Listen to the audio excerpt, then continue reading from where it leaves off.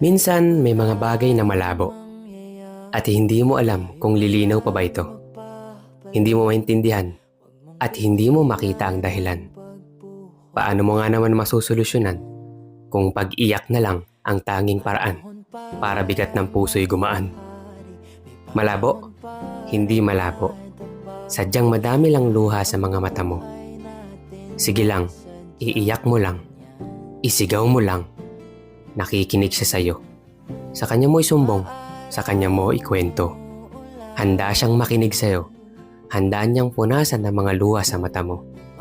Kung hindi mo na makita, tumingin ka lang sa kanya. Tandaan mo, ang ilaw ay nakikita kahit malabo ang kalsada.